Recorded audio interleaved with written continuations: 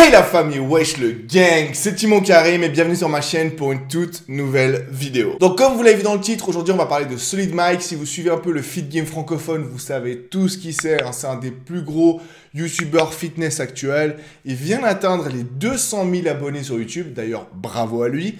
Mais paradoxalement, il a disparu, totalement disparu des réseaux. Il y a un peu plus d'une semaine, il a posté une vidéo qui s'appelait La Dernière sur YouTube.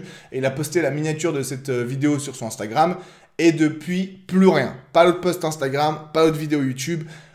Plus de story Instagram alors qu'il était super actif sur Insta. Il a mis une pépé blanche sur Insta, il a mis une photo de profil blanche sur YouTube et il a disparu des réseaux totalement. D'ailleurs, il a même désactivé les commentaires de la dernière vidéo. Alors, qu'est-ce qui se passe? Beaucoup de gens qui le suivent ont peur qu'il arrête YouTube complètement. En plus, la dernière vidéo, faut le dire, elle est quand même vachement chelou. Donc, est-ce qu'il a pété un câble en mode gros youtubeur américain qui peut plus gérer la pression? Ou il a décidé d'arrêter totalement YouTube, d'arrêter les réseaux? Est-ce que c'est la fin? Est-ce que c'était vraiment sa dernière vidéo? Qu'est-ce qui se passe avec Solid Mike? On va en parler aujourd'hui et on va d'ailleurs analyser sa dernière vidéo. Comme je l'ai dit, elle est assez bizarre. Donc on va l'analyser aujourd'hui. Est-ce qu'il a vraiment pété un câble? Est-ce qu'il y a un sens derrière cette vidéo? Est-ce qu'il va revenir sur YouTube ou est-ce que c'est définitivement la fin?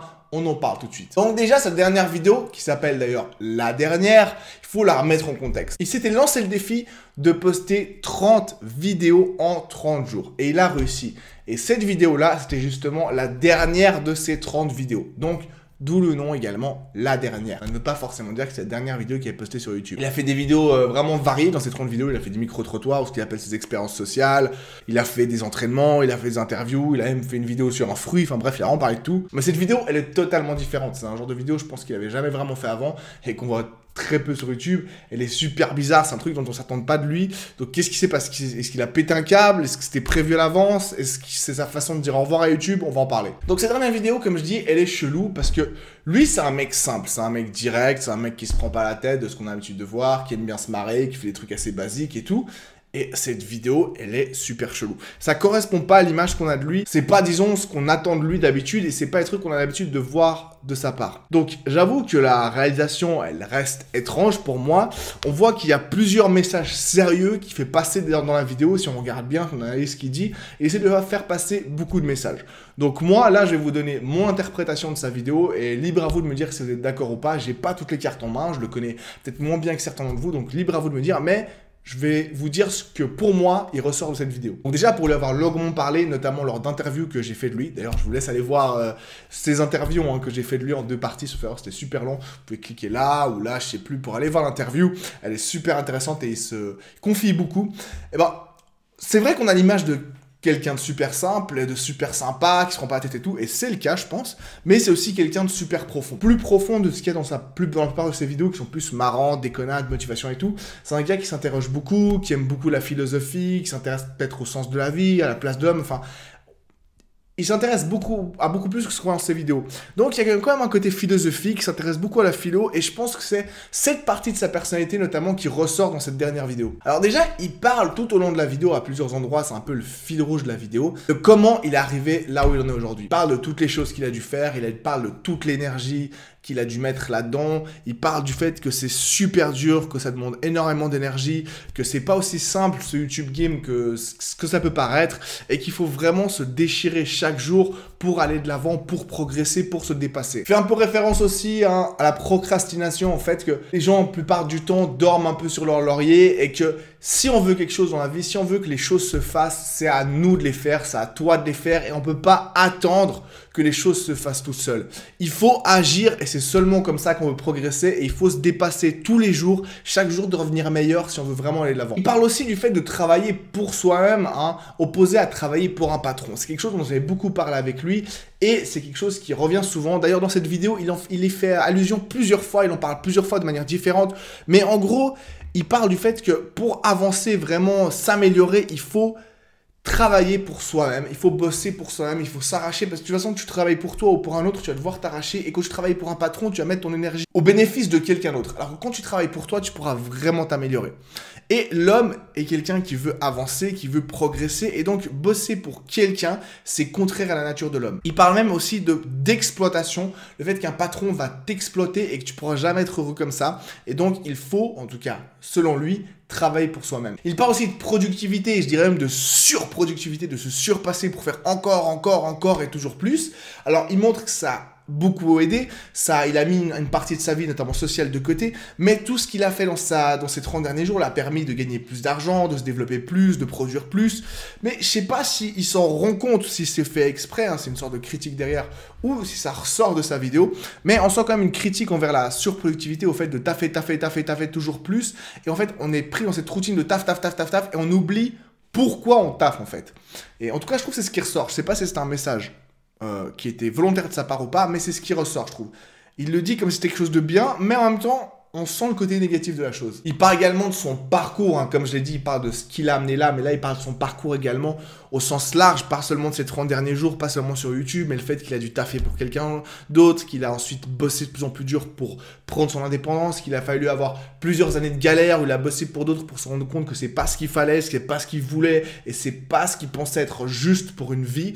Et donc, c'est ce qu'il a fait comprendre qu'il fallait vraiment prendre son indépendance et qu'il a poussé, entre guillemets, à voler de ses propres ailes. Il lui a fallu beaucoup d'années pour comprendre ce qu'il fallait faire et surtout pour en arriver là. Je fais une petite parenthèse où il nous parle d'amour. C'est marrant, mais c'est un truc dont j'avais posé avec lui, en fait. Il montre que lui, en fait, son objectif, c'est d'avoir une petite vie de famille posée, entre guillemets, une femme qui reste au foyer, il me l'avait dit, qui est tranquille, qui s'occupe de la maison, une petite conf familiale un peu loin du statut de youtubeur, de créateur, enfin d'influenceur, de personnalité publique, on va dire. Et vous voyez, je pense qu'il réfléchit en tant qu'étape, et il se dit peut-être que ça, c'est la prochaine étape pour lui, parce qu'il en parle d'ailleurs dans la vidéo en disant que c'est ce qu'il voulait lui, se mettre dans un petit cocon familial, c'est ce qu'il avait envie pour lui et tout. Donc on peut se dire que c'est la prochaine étape. Alors, est-ce qu'il va prendre maintenant du recul, parce qu'à un moment, il faudra quand même qu'il freine un peu sur YouTube Game pour se consacrer à ça, et pas arrêter totalement forcément, mais qu'il freine un peu pour se consacrer à cet aspect familial. Donc, est-ce que c'est ce qui va se passer maintenant? Est-ce que ça va être sa prochaine étape, et donc c'est pour ça qu'il arrête YouTube? Non, je pense pas qu'on en est encore là, il est encore super jeune. Sauf erreur, il a pas de meuf, donc je pense pas qu'il va maintenant prendre un step back, je pense pas que c'est ce que ça signifie, il voulait juste parler que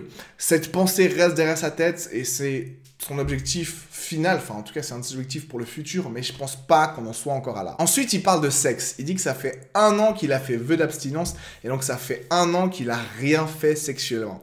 Il dit que plusieurs philosophes ou psychologues ont dit que justement l'énergie sexuelle pouvait être transmise vers autre chose, notamment une énergie créative, et qu'il n'y avait pas que ça, mais le fait de ne pas avoir baisé, de ne pas avoir même, je crois, s'être branlé, s'être masturbé pendant 1 an, l'a aidé dans son processus créatif et du fait de produire plus. Alors là, par contre, je ne suis pas du tout d'accord avec lui. Je ferai d'ailleurs une vidéo entière là-dessus sur, je pense, le NoFap Challenge et tous ces trucs qui sont pour moi d'énormes conneries, et je vais vous dire pourquoi. Il y a 2 choses différentes que je distingue. Il y a le fait de chasser les meufs, d'être obsédé par les femmes ou les hommes, d'être obsédé par le caractère sexuel, souvent pour les gens qui sont pas encore à l'aise, qui n'ont pas beaucoup baisé, qui n'ont pas d'expérience, qui se remettent beaucoup en question et qui font tout par rapport à ce que les femmes vont penser d'eux. Et donc c'est une remise en question et un stress permanent où on pense à ça. Il y a aussi le côté pornographique, on va pas se mentir les gars, la plupart d'entre vous sont des petits branlotins, des petits masturbitonos qui se branlent tous les jours, toute la journée en matant du porn et qui passent des heures et des heures à perdre du temps sur les sites porno. Et là aussi c'est beaucoup d'énergie, surtout de temps et d'investissement qui est perdu.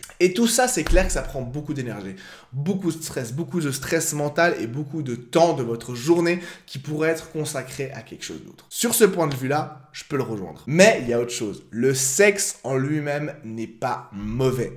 Moi, j'ai continué à baiser à part si à la fin de mes périodes de très longues sèches, mais ça c'est autre chose parce que t'as pas le temps, t'as pas l'énergie et t'as pas envie de le faire, mais le sexe ne m'a jamais apporté quelque chose de négatif. Bien sûr, ça te prend un peu de temps hein, concrètement parce que quand tu baises, il faut baiser quoi, ça prend du temps et moi je suis plutôt endurant, donc ça prend encore plus de temps. Mais voilà, le sexe en soi-même n'est pas mal. Au contraire, sexe égale relâcher de l'endorphine, qui est ce qu'on appelle l'hormone du bonheur, la même qui est relâchée après le sport. Donc quand vous sortez une séance de muscu, c'est comme après une séance de sexe, sauf la séance de sexe, vous en avez 100 fois plus et c'est le kiff. Le sexe, ça vous détend. Le sexe, ça vous aide à oublier vos problèmes. Le sexe, ça vous détend même physiquement.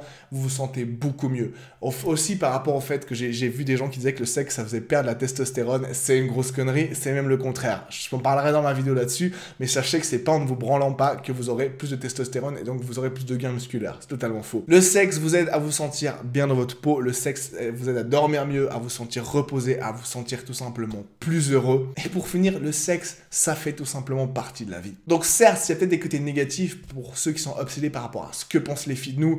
Je pense notamment aux gens qui ont 16, 15, 18, 20 ans, enfin, ou qui sont un peu inexpérimentés dans le sexe, on va dire, peu importe leur âge. Ou alors les gens qui passent des heures sur des sites de cul toute la journée. Mais le sexe en lui-même n'est pas mauvais, au contraire, il y a même des entraîneurs de foot qu'on leur demandait si c'est vrai qu'ils empêchaient leurs joueurs de baiser, notamment Guardiola avait répondu ça, il avait dit mais n'importe quoi, un joueur qui ne baise pas, c'est un joueur qui joue mal, j'encourage mes joueurs à baiser, je veux qu'ils baisent leurs femmes, comme ça ils seront plus détendus, ils joueront mieux, ils auront plus d'énergie pour faire des meilleurs matchs sur le terrain. Donc, petite parenthèse, ça veut dire que le sexe c'est bon, ne vous privez pas de sexe, c'est l'obsession qui est mauvaise, mais le sexe en lui-même, ce n'est pas mauvais. Bref, pour en revenir à sa vidéo, il parle aussi de s'aimer. Du fait de s'aimer soi-même, et là par contre je le rejoins tout à fait, il faut s'aimer. Sans devenir imbu de soi-même, sans devenir super égocentrique ou narcissique, penser qu'on est le meilleur, il faut s'aimer parce que c'est en s'aimant qu'on pourra vivre heureux et aussi aider les autres à s'aimer aussi, et c'est comme ça qu'on pourra aller de l'avant en se sentant bien dans sa peau. Comme je vous parlais avant, tout est une confiance en soi, et je pense que s'aimer fait partie de cette confiance en soi. Plus tu auras confiance en toi, plus tu pourras accomplir de grandes choses dans la vie. Et enfin, encore une fois, il parle du fait de foncer,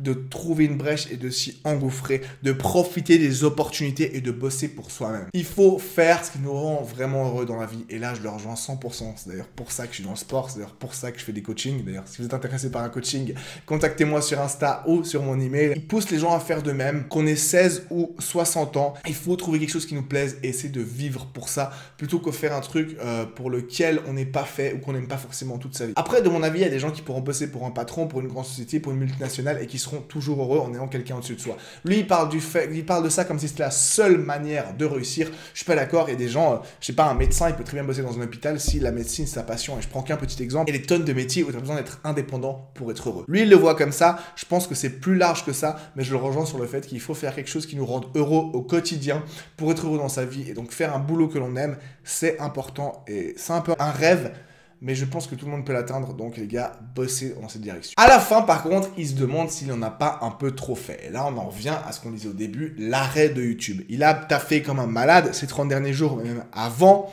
Il a fait tout ce qu'il y avait à faire, il a créé beaucoup de choses, il s'est énormément développé sur les réseaux. Il se demande s'il y a vraiment un truc après, parce qu'il a un peu fait le tour de la situation, et il a aussi pris beaucoup d'argent, il l'a dit sur sa vidéo, il l'assume, et c'est très bien, parce qu'en France, on n'en parle pas assez. Et donc, il a créé tout ça, et il répète que son but à la base, c'était de créer un petit cocon familial. Son but, pas sur YouTube, son but dans la vie, son objectif de vie, c'est d'avoir sa petite famille, et c'est loin de tout ce qu'il fait sur YouTube, donc il se demande avec tout ça s'il ne serait pas temps d'arrêter. Il le cite rapidement comme ça, il en parle pas trop, mais il appelle cette vidéo la dernière, il parle d'arrêter, il dit qu'il va arrêter, il dit que c'est la dernière, après il disparaît des réseaux, donc est-ce que ça voudrait pas dire qu'il arrête? Alors, à mon avis, non. Cette vidéo, pour moi, elle a servi à plusieurs choses qui sont les suivantes. Déjà, mettre en avant ce côté philosophique. Faire passer ces idées qu'on peut considérer comme philosophiques ou pas. C'est des idées qui sont importantes et qu'il voulait faire passer. Pour moi, cette vidéo, elle sert à faire passer plusieurs messages qui sont pour lui importants et qu'il veut que ses fans entendent. Ensuite, on va pas se mentir, 30 jours de vidéos non-stop, c'est hyper usant. Vous vous rendez pas compte, vous passez 20 minutes par jour à les regarder. Nous, on passe 10 heures par jour à les faire. C'est hyper usant de gérer tout ça et en sortir 30 par jour, comme il le dit, il fait tout lui-même. Il n'a pas quelqu'un qui monte ses vidéos, quelqu'un qui écrit ses vidéos, quelqu'un qui édite ses vidéos. C'est lui qui fait tout et c'est hyper usant. Donc, à mon avis, il prend du recul pour se déconnecter un peu de YouTube, récupérer un peu d'énergie et se recentrer sur lui-même, sur ses amis, sur sa famille. En plus, il y a Noël qui arrive. Certainement, pour moi, c'est aussi ça. Petit truc que je pense en plus, j'espère qu'il n'y en a pas à qui ça va pas plaire comme si c'est quelque chose de négatif, parce qu'il est très bien le droit de le faire. Je pense qu'il y a aussi un petit coup de pub. Un petit coup de pub, dans le sens un petit coup marketing. La dernière, est-ce que Solid Mike arrête? Est-ce que Solid Mike n'arrête pas? On va en parler, comme moi qui en parle en faisant cette vidéo. Les gens qui regardent cette vidéo vont se dire, c'est vrai, il arrête ou pas? Ils vont les voir, ils vont le suivre. Ça va créer une petite hype autour de ça. Et quand il va revenir, tout le monde va en reparler. Et du coup, ça lui donnera un coup de projecteur en plus sur sa chaîne. Je dis pas que c'est des petites chaînes comme moi qui vont le faire exploser, mais dans le sens, c'est... Vous savez, c'est le genre de petits trucs un peu dont on parle un peu sur Twitter et tout, qui fait un petit côté, on attend quelque chose, on attend de voir s'il va revenir, pas revenir, et des discussions autour, et ça crée de la hype, et du coup, ça lui fait de la pub. Mettre les profils pictures en blanc, désactiver les commentaires, c'était pour laisser un petit suspense, et c'est un petit coup marketing, mais c'est bien joué de sa part. Et puis bon, dernier point, peut-être qu'il a un peu vrillé là-dedans. Pas à cause des 30 jours, oui, c'est vrai, il y a de la fatigue avec les 30 jours de vidéo, il y a YouTube, il y a tout ça, toute la pression qu'il y a autour, mais je pense qu'il a vrillé, c'est surtout que... Frère, un an sans sexe, mais un mois sans sexe, tu pètes un câble. Comment tu peux tenir un an sans sexe? J'ai jamais fait ça de ma vie. Donc à mon avis, frère, il est temps là, il est temps. Mike, il faut que tu kennes, frérot. Tu verras, ça ira mieux. fonce. Donc voilà, je pense que Mike reviendra très vite sur YouTube, donc ne vous en faites pas. Si ce n'est pas avant la fin de l'année, ce sera début 2021. J'avance ces dates, hein, c'est arbitraire, je ne sais pas du tout, j'ai pas d'informations en plus que vous. Mais pour dire ça, je me base sur mon interprétation de ces vidéos, notamment de la dernière vidéo, le personnage et ce que j'ai appris de lui personnellement. Je pense qu'il ne quittera pas YouTube après cette vidéo. Donc vous pouvez vous rassurer si vous êtes fan de Solid Mike.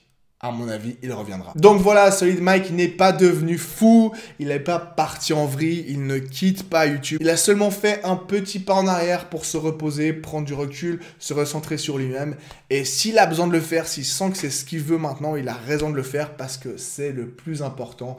Être heureux et être en paix avec soi-même. Après, je le répète, ce n'est que mon analyse de cette dernière vidéo. J'ai pas d'infos en plus que vous, je ne connais pas tout ce qu'il y a derrière. C'est simplement en le suivant, en connaissant le personnage, en ayant analysé cette vidéo avec vous. D'ailleurs là, c'est ce que je pense. Je peux me tromper, seul l'avenir nous le dira. En tout cas, Mike, si tu regardes ça, j'espère que tu te reposes bien. J'espère que tu es fier de toi parce que tu as accompli durant ces 30 jours. Parce que je sais, je me rends compte à quel point c'est extrêmement dur ce que tu as fait. Donc bravo à toi. Et j'espère qu'on te verra en 2021 pour encore plus de vidéos. Et j'espère que j'aurai encore l'occasion de dialoguer avec toi. En tout cas, à tout bientôt. Donc merci à tous si vous avez regardé cette vidéo jusqu'à la fin, j'espère que vous aurez kiffé le concept. N'hésitez pas à vous abonner, hein. Vous êtes beaucoup à regarder mes vidéos mais toujours peu à vous abonner, donc n'hésitez pas. Comme je dis, pour vous c'est juste un petit clic, mais pour moi c'est une énorme motivation. Donc merci de cliquer sur s'abonner et pourquoi pas sur la cloche notification. Un petit like aussi, un petit commentaire pour vous dire ce que vous en avez pensé. Et s'il y a d'autres vidéos comme ça que vous trouvez bizarres ou que vous voulez que j'analyse avec des messages cachés ou autres sur des grosses chaînes YouTube francophones, fitness ou pas fitness, vous me le dites en commentaire, ça peut être un bon concept. Bref, merci à tous. Merci à tous ceux qui ont regardé la vidéo jusqu'à la fin. N'oubliez pas de cliquer sur vous abonner. Et moi je vous dis à tout bientôt sur ma chaîne pour une toute nouvelle vidéo. C'était Timon Karim. Ciao.